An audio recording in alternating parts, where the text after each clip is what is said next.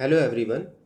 In today's tutorial, we will try to understand the meaning of personality and we will also know the different theories of personality.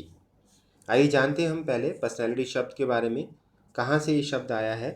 The term personality has been derived from the Latin term persona which means to speak through. पुराना शब्द है एक persona. Ancient Greece and Rome में पहले एक उत्सव मनाया जाता था जहाँ पर लोग अलग तरीके के डिफरेंट तरीके के मुखौटे या मास्क अपने चेहरों पर लगाते थे और सेलिब्रेट करते थे, और जो जैसा मास्क लगाता था अपने चेहरे पर उसको उसी तरीके से ही बिहेव या एक्ट करना पड़ता था. वहीं से ये शब्द ओरिजिनेट हुआ है. And common uses of the word personality signifies the role which the actor which is referred as person displays to the public. हम अभी अपनी ज़िंदगी में लोगों को उनकी पर्सनैलिटी के द्वारा ही जानते और समझते हैं. उनके एक्सटर्नल अपीयरेंस, उनकी बॉडी लैंग्वेज से ही उनके बारे में जानने की कोशिश करते हैं. अगर हम इसकी डेफिनेशन की बात करें तो आइए जानते हैं. A comprehensive definition of personality is given by Fred Luthans and in his words personality means how a person affects others and how he understands and views himself, as well as the pattern of inner and outer measurable traits and the person situation interaction. एक दूसरी definition हम जानते हैं जो कि रच ने दी है, और उनके अकॉर्डिंग पर्सनैलिटी के तीन घटक या तीन एलिमेंट हैं या तीन मिक्स हैं जिनके थ्रू हमारी पर्सनैलिटी बनती है. सबसे पहले है उसमें एक्सटर्नल अपीयरेंस जो सबसे महत्वपूर्ण है, जिसके थ्रू हम पर्सनैलिटी से इन्फ्लुएंस होते हैं, दूसरों से इन्फ्लुएंस होते हैं, और मेजर कंट्रीब्यूशन रहता है हमारी एक्सटर्नल अपीयरेंस का. लेकिन एक्सटर्नल अपीयरेंस सभी कुछ नहीं है, इसमें बहुत सारा जो रोल है, जो मिक्स है, वो हमारा इनर अवेयरनेस ऑफ सेल्फ का है. तो सेकंड नंबर पे जो आप देख पा रहे हैं that is the inner awareness of self. हमारा जो सेल्फ कॉन्सेप्ट है, हम अपने बारे में क्या सोचते हैं, हम कितने सेल्फ कॉन्फिडेंट हैं और हमारा सेल्फ कॉन्सेप्ट कितना मजबूत है, वो हमारी पर्सनैलिटी को डिटरमाइन करेगा. और जो तीसरा है वो है both the measurable traits inner and outer. हमारे इंटरनल और एक्सटर्नल जो ट्रेड्स हैं, जैसे कि हम कितने काइंड हैं, कितने हम्बल हैं, कितने रिस्पॉन्सिबल हैं, कितने ऑनेस्ट हैं, कितने वाइज हैं, ये सारी चीज़ें हमारे पर्सनैलिटी को डिटरमाइन करती हैं. आइए अब हम जानते हैं determinants of personality. And there are various determinants of personality. The first one is biological factors, जो कि नाम से ही क्लियर है, determined by the biology. And in this there are three factors. The first one is heredity. Heredity is the transmission of qualities from ancestor to descendant through a mechanism lying primarily in the chromosomes of the germ cells. Heredity basically हमें अपने parents के द्वारा जो qualities मिलती हैं, जन्मजात मिलती हैं, उसको हम हेरिडिटी कहते हैं. जैसे आप अक्सर देखते हैं कि हमारा फिजिकल स्टेचर, हमारे फेशियल अट्रैक्टिवनेस, हमारी बॉडी या स्किन का जो कलर है, हमारी height, weight and structure of our body, normally ये हेरिडिटी के थ्रू ट्रांसफ़र होती है और हमें जन्मजात हमारी पर्सनैलिटी में वो क्रिएट करती हैं, बनाती हैं. सेकेंड आता है brain. Although there is no direct research between our personality and the transfer of the qualities which are related with brain, but normally you see कि जो डॉक्टर्स हैं, आप पाएंगे कि उनके बच्चे हैं या जो उनके नॉर्मली चाइल्ड या कोई भी आप देखते हैं कि वो डॉक्टर्स ही बनते हैं, उसी ट्रेड में जाने को तैयार रहते हैं, उसकी प्रिपरेशन करते हैं. तो हालांकि सही या डायरेक्ट रिसर्च इस पर नहीं है, लेकिन फिर भी हमारे ब्रेन की क्वालिटीज़ भी ट्रांसफ़र होती हैं. No proof is available although. Third one is physical features. Physical features of an individual's external appearance may have a tremendous effect on his personality. Some people give relatively higher weightage to the physical features of an individual while defining his personality. ये हमारा एक personality का मजबूत पक्ष है जिसके through हम दूसरों को बहुत जल्दी इन्फ्लुएंस कर पाते हैं. If we are physically strong और our physical features are sharp, we can easily influence the other persons. So these are the three biological factors. इसके बाद आते हैं हमारे फैमिली एंड सोशल फैक्टर्स जो हमारी पर्सनैलिटी को डिटरमाइन करते हैं. नॉर्मली आप देखते हैं कि जो बच्चा है वो अपने बचपन में या अपने घर में अपने माता पिता से सीखता है, उसकी पर्सनैलिटी उन्हीं से ही डिटरमाइन होती है. उसके अंदर जो ट्रेड्स हैं वो कहीं ना कहीं उसके पेरेंट्स से ही आते हैं, डेवलप होते हैं.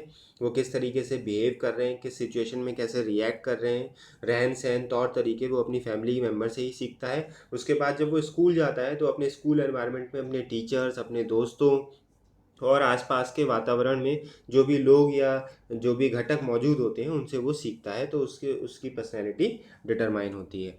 इसके बाद जो थर्ड है, they are the situational factors. Situational factors जैसा कि नाम से ही क्लियर है, डिपेंड अपॉन सिचुएशन। अगर एक एग्जांपल के तौर पे मैं बात करूं, तो मान लीजिए कि आपके घर में या आपके कोई भी रिलेटिव विदेश जाता है पढ़ने के लिए या नौकरी करने के लिए, और 1 या 2 साल वहाँ विदेश में रह के जब वो वापस आता है तो आप पाते हैं कि उसकी पर्सनैलिटी में काफ़ी चेंज आ चुका होता है। वो वहाँ का रहन सहन, तौर तरीके, ड्रेसिंग सेंस, बोलचाल का ढंग या फूड सेंस सब कुछ अडॉप्ट कर चुका होता है। Although this sense or this change can be permanent or temporary, but it depends upon the situation. इसके बाद है अदर फैक्टर्स में हम ले सकते हैं जैसे कि temperament. It is the degree to which one respond emotionally. हम कितने इमोशनल हैं या कितने बैलेंस्ड रहते हैं हम डिफरेंट इमोशंस में, ये हमारी पर्सनैलिटी को डिटरमाइन करेगा। And the other one is interest. हमारा इंटरेस्ट लेवल क्या है। The individual normally has many interest in various areas, और जिस एरिया में हमारा इंटरेस्ट होगा हमारी पर्सनैलिटी उसी एरिया में ही क्रिएट होगी या वैसी ही बन जाएगी। जैसे कि अगर बच्चे को शुरू से ही अगर स्पोर्ट्स पसंद है तो चांसेस ज़्यादा रहते हैं कि वो एक स्पोर्टिव पर्सनैलिटी, एक स्पोर्ट पर्सन बनने के उसके ज़्यादा चांसेस रहते हैं आगे जाके फ्यूचर में। और तीसरा है मोटिव्स। हम अपने मोटिव्स में कितने क्लियर हैं, हमारा मोटिव क्या है, हमारा लक्ष्य क्या है, और कितने सीरियसली हम उसके लिए प्रयत्न कर रहे हैं या कोशिश कर रहे हैं, वो हमारी पर्सनैलिटी को डिटरमाइन करेगा। आइए अब हम जानते हैं थ्योरीज ऑफ पर्सनैलिटीज़ के बारे में। जो सबसे प्रथम या सबसे पहली थ्योरी है वो है Freud psychoanalytical theory. And जैसा कि नाम में ही है, फ्रूड द्वारा दी गई है। फ्रूड ने ह्यूमन बींग्स की जो पर्सनैलिटीज़ है उसको ब्रेन के अकॉर्डिंग डिवाइड किया है। तो नॉर्मली इन्होंने 3 पार्ट बताए हैं हमारे ब्रेन के। That is the first one is id, जिनको जैसा कि इन्होंने नाम दिया है, that is the unconscious part of our mind. And second is ego, that is the conscious part of our mind. And third one is super ego, which is the pre-conscious part of our mind. आइए जानते हैं कि क्या है ये id, ego and super ego. अगर हम id की बात करें तो normally we all are born with our id part of the mind. हम जो पैदा होते हैं तो हमारा अनकॉन्शियस पार्ट माइंड का एक्टिव होता है और उसको ही हम इड पार्ट कह रहे हैं। जैसे आप देखते हैं कि बोर्ड पे जब कुछ लिखा नहीं होता है तो वो बिल्कुल क्लियर होता है, उस पर जो लिख दिया जाता है वही उस पर रिप्रेजेंट होता है। उसी तरीके से बच्चा भी जब इस दुनिया में आता है तो उसका माइंड बिल्कुल क्लियर होता है और उसको जो भी सिखाया पढ़ाया जाएगा उसकी पर्सनैलिटी पर उसका प्रभाव पड़ता है। जैसे एग्जाम्पल के तौर पे एक या 2 महीने के बच्चे को नहीं पता होता है कि जब उसे भूख लगी है तो उसे क्या कहना है, उसे बोलना नहीं आता है, उसे अपने आप को रिप्रेजेंट करना नहीं आता है, तो नॉर्मली वो रो देता है और उसकी माँ को ये पता लग जाता है कि उसको भूख लगी है और उसकी नीड को वो सेटिस्फाई कर देती है। और इड में जनरली हम ये देखते हैं कि बच्चा बहुत ही डिमांडिंग होता है, उसको अपनी डिमांड को तुरंत ही फुलफ़िल करना होता है क्योंकि वो अनकॉन्शियस स्टेज में है, इसीलिए वो रियलिटी से दूर होता है। फेरी टेल अपनी ही दुनिया में वो जीते हैं और अगर डिमांड पूरी नहीं होती है तो वो डिस्ट्रक्शन की तरफ भी अग्रसर हो जाते हैं। तो नॉर्मली हम कह सकते हैं कि इस एज में बच्चे या इड पार्ट के साथ बच्चे बहुत ही ज़्यादा डिस्ट्रक्टिव होते हैं। आप अक्सर देखते हैं कि वो तोड़फोड़ करते हैं, खिलौने फेंकते हैं, तोड़ देते हैं। तो that is only because at that moment the id part was active. उसके बाद स्टेज आती है ईगो की। ईगो स्टेज डेवलप होती है एज के अकॉर्डिंग। जब आप देखते हैं कि 8 या 10 साल का जो बच्चा है नॉर्मली, उसके अंदर ईगो स्टेज डेवलप होती है, कॉन्शियसनेस आ जाती है, वो अपने आप को जानने की कोशिश करता है, वो जानता है कि मैं कौन हूँ और अपने बारे में उसे एक कॉन्सेप्ट डेवलप हो जाता है, एक फीलिंग डेवलप हो जाती है। क्वेश्चन बहुत पूछता है, हर बात का उसको लॉजिकल इंटरप्रिटेशन चाहिए होता है। तो नॉर्मली आप देखते हैं कि उस एज ग्रुप में बच्चे क्वेश्चन बहुत पूछते हैं और हर चीज़ का उन्हें जवाब चाहिए होता है और जब तक वो जवाब से सेटिस्फाई नहीं हो जाते हैं तब तक उनके अंदर वो जिज्ञासा बनी रहती है। हालांकि समझाने पर वो शांत भी हो जाते हैं। तो जो इड के अंदर हमने बात की थी डिमांड एंड डिस्ट्रक्टिव की, वो यहाँ समझाने पर अगर उनको लॉजिकल आंसर मिल जाता है तो वो काम डाउन हो जाते हैं। उसके बाद बात आती है सुपर ईगो की। And this is the preconscious part of our mind. Normally हमारे जो पेरेंट्स हैं या ग्रैंड पेरेंट्स हैं, हम देखते हैं कि बहुत ज़्यादा केयरफुल होते हैं, बहुत ज़्यादा सचेत होते हैं, बहुत ही प्लानिंग के साथ अपने फ्यूचर को वो प्रेडिक्ट करते हैं या उसके लिए प्लान करते हैं और हमें भी वैसा ही करने के लिए प्रेरित करते हैं। अक्सर हमसे पूछते रहते हैं कि what you have thought for your future, या कैरियर में आप क्या करोगे या क्या किस फील्ड में जाना है, तो वो इसी लिए पूछते हैं क्योंकि उनका सुपर ईगो बहुत ही एक्टिव होता है, दे आर प्री कॉन्शियस, और हमेशा फ्यूचर की प्लानिंग में ही वो लगे रहते हैं। हम कह सकते हैं कि यहाँ पर सुपर ईगो क्योंकि वो प्री कॉन्शियस माइंड है, and that is refer to as the parental part of the mind.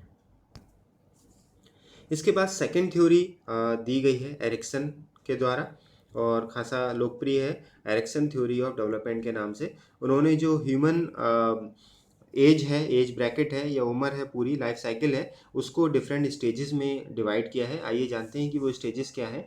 सबसे पहले जो आप देख पा रहे हैं, इन्फेंट एज, या इन्फेंट से लेके 18 मंथ तक जो एज ब्रैकेट है, that is refer to as the infancy, जहाँ पर या तो ट्रस्ट बिल्डअप होता है या फिर मिसट्रस्ट बिल्डअप होता है। नॉर्मली बच्चा बचपन से ही ये देखता है कि कौन उसको प्यार कर रहे हैं, लव एंड अफेक्शन दे रहे हैं, तो उनके प्रति वो ट्रस्ट जाहिर करता है, या फिर अगर उसको वो चीज़ें नहीं मिलती हैं तो that will result into mistrust also. उसके बाद हम देख पा रहे हैं 18 मंथ से लेके जो 3 इयर्स का ब्रैकेट है, that is refer to as the early childhood period, जिसमें या तो ऑटोनॉमी डेवलप होती है या फिर शेमफुल या डाउट की सिचुएशन क्रिएट होती है। अगर बच्चे को उसके उसका जो हम बात कर रहे हैं ऑटोनॉमी नहीं दी जाएगी, उसको अगर फ्रीडम नहीं दिया जाएगा, तो that will result into shame and doubt. उसके बाद जो हम देख पा रहे हैं 3 to 5 इयर्स एज ब्रैकेट है, that is referred to as the play age for a child, and in this he will try to take the different initiatives। बहुत ज़्यादा इनिशिएटिव लेता है क्योंकि वो स्कूल में जाता है, तो हर जगह टीचर्स में उसको क्लास में रिप्रेजेंटेशन की बात होती है, बच्चों में वो आगे बढ़ने की कोशिश करता है, तो या तो वो इनिशिएटिव लेगा, और अगर उसको अगर रोका जाएगा तो that will result into a feeling of guilt. इसके बाद 5 से 13 ईयर्स की एज में हम देख पा रहे हैं जो इंडस्ट्री वर्सेस इन्फीरियरिटी की बात हो रही है, and that is generally the school age. वो स्कूल गोइंग एज होती है 6 से 12 साल की उम्र में। नॉर्मली बच्चा सबसे ज़्यादा समय स्कूल एज में ही बिताता है या स्कूल में ही बिताता है, और वो अपने आप को दूसरों से बेहतर साबित करने की भी कोशिश करता है, और अगर ऐसा कर पाने में वो सफल होता है तो that will result into industry. Otherwise एक इन्फीरियरिटी कॉम्प्लेक्स उसके अंदर डेवलप हो जाता है, दूसरों को अपने से बेहतर समझता है वो। इसके बाद जो बात आ रही है वो है 13 साल से लेके 21 साल की उम्र में। नॉर्मली हम देखते हैं कि that will result into identity, और that will result into role confusion. This is the adolescent age, and ज़्यादातर जो एडोलेसेंट हैं, जो बच्चे हैं, वो इस एज में कंफ्यूज रहते हैं अपने कैरियर के प्रति, अपनी पर्सनैलिटी के प्रति, अपने दायित्वों के प्रति। तो या तो वो आइडेंटिटी में क्रिएट हो जाएगा या फिर एक कन्फ्यूज़न की तरफ हमें बढ़ा देगा, which result into role confusion. इसके बाद जो 21 से 39 ईयर्स का जो ब्रैकेट है, that will result into intimacy और either result into isolation, and that is also referred as early adulthood as.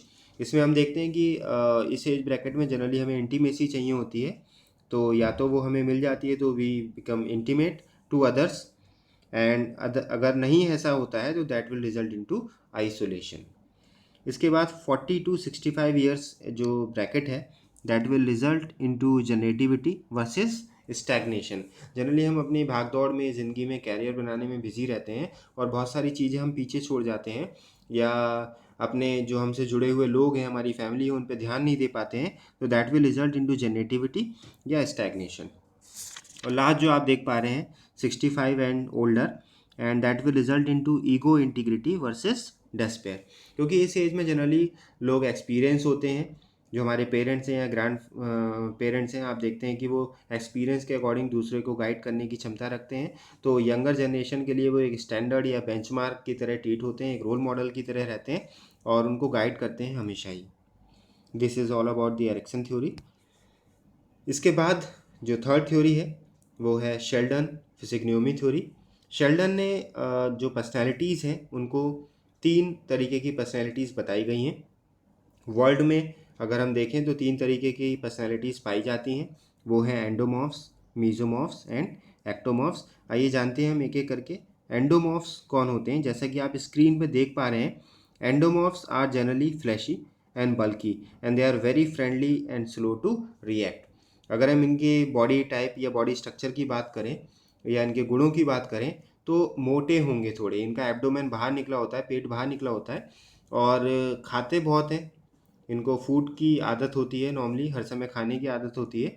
जब खाएंगे बहुत तो इन्हें आलस आता है, नींद बहुत आती है, सोते बहुत हैं। फिजिकल वर्कआउट या फिजिकल मेहनत को ये अवॉइड करते हैं। पढ़ने लिखने में इनका मन कम लगता है, हमेशा जोक्स क्रैक करते हैं, ग्रुप में रहते हैं, हंसी मजाक करते हैं। इनफॉर्मल एनवायरनमेंट इनका रहता है थोड़ा सा।